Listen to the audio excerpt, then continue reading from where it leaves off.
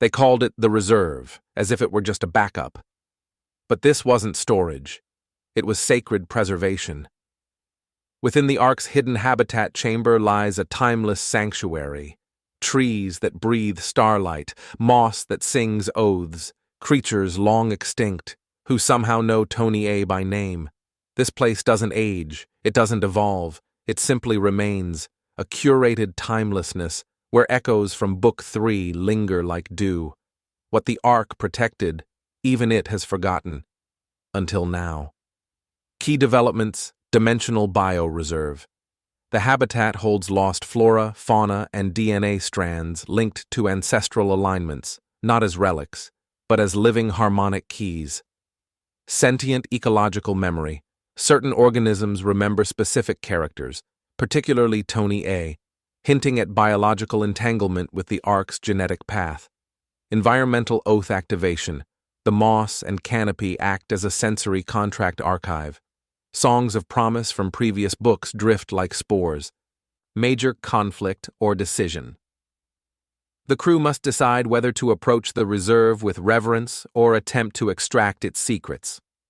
Walking in reverence unlocks ancient Ark alignments and reveals buried DNA threads tied to Book 3, restoring narrative continuity to past oaths. Tampering with the habitat activates pollen-based memory hallucinations, immersing the crew in wild visions of extinct philosophies, some uplifting, some maddening.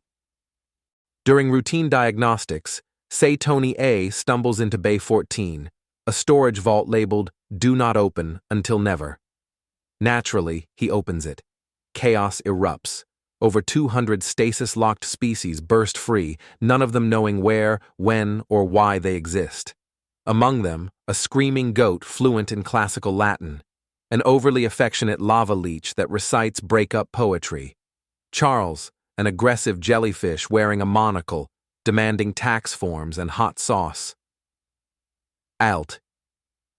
Tony immediately tries to monetize the bedlam, offering naming rights, merch deals, and an NFT series titled, "I Adopted a Jellyfish Dictator." The cargo bay is now a zoo, a courtroom, and a minor theological crisis. Timeline displacement leak. The released species are not just from other places.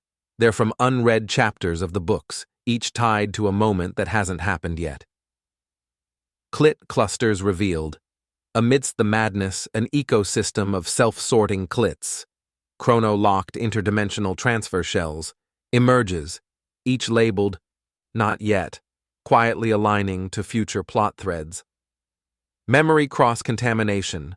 Attempts to restore order cause the species to begin swapping memories with nearby crew, leading to existential confusion, personality bleed, and the goat reciting Say Tony A's childhood diary. The crew must decide how to handle the temporal menagerie. Play into the disorder. Letting chaos flourish reveals the hidden clits of progression, dormant artifacts bound to books not yet written, offering insight into future arcs. Try to fix it, attempting to restore stasis results in species-to-crew memory entanglement, scrambling roles, identities, and previously resolved character development. Blah attempts to interview Charles for a reality show. Charles files a lawsuit. Introduction. Hidden beneath the Ark's atrium, Tony and Gabriella uncover the zoo, not a biological archive, but a narrative preservation system powered by clits, conscious light-indexed tanks. Each tank does not hold animals per se. It contains story arcs in fossilized dimensional resonance. Some tanks flicker with imagery from extinct books.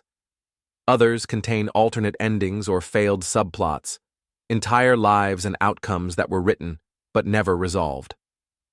A Stegosaurus, symbolic remnant of a collapsed primal age, watches as Tony kneels to pray in front of a cracked tank titled Book 45, Eden on Trial. Gabriella hums. The tank responds. Tony realizes each tank's clit core is indexed with resonant narrative markers, and the zoo is not random. It is a harmonic catalog of all unresolved narrative possibilities. Key developments. Narrative resonance. Detection. Each clit tank holds vibrational signatures of abandoned or unused story arcs, metaphysical fossils, extinct plot preservation. The zoo protects alternate paths, collapsed timelines, and unchosen outcomes from erasure by preserving them in symbolic form, e.g., extinct animals, glitchy scene holograms. Clit harmonic, indexing. Cataloging each tank by resonance signature allows access to the unwritten archive, a meta-library of unresolved possibilities. Major conflict or decision. The crew faces a pivotal choice. Catalog the zoo using resonance indexing to unlock the unwritten archive, allowing characters to check out suspended subplots, resolve personal arcs, or restore entire lost books, or leave the zoo unindexed, allowing entropy to collapse minor threads, which fuses subplots together. One such collapse results in a villainous parrot who absorbs 5 abandoned arcs and gains narrative control of Deck 5. The biosphere chamber opens. A shimmering organic monolith towers above, known as the CLIT, consciousness-linked interdimensional transmitter. It pulses with liquid book data, glowing in harmonic hues, swirling with arc memory resin and laughter-stabilized oaths. Hovering at its peak is Ambassador Witness, a telepathic octopus. "Look at the size of that clit," Tony A. exclaimed, astonished. The sound echoes in 9 directions. Alt. Tony collapses in laughter, gagging on his own incredulity. Blah, overwhelmed facepalm so hard he folds into a pocket dimension labeled Explicit Puns and Paradox. Key developments. Clit activation. A 40-meter narrative organ capable of rewriting dimensional subtext through quantum comedy and emotional saturation. Ambassador Witness emergence. The octopus oversees genetic plot encryption and delegates memory distribution via invertebrate bureaucracy. Narrative saturation pressure. The clit absorbs storyline tension, compresses paradox into prose, and emits high-pressure punchlines in sacred sequence. Major conflict or decision. Embrace the absurdity by unlocking the witness seed, a genetically encrypted plot capsule for Book 12, only executable by those who laughed out loud in the biosphere. Or try to rename the clit, triggering pun lockdown, including titles such as Temple of the Tip, The Archival G-Force, and Sacred Docking Node. The Arc of Reimagined Echoes by Nadastrol.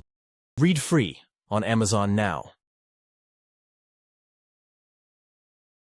Thanks for watching, everybody.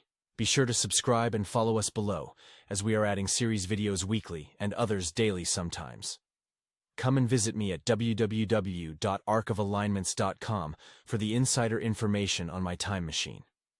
All of these videos are the stories in my books, available to read on Amazon now. Aloha, and signing out from Nadastrol.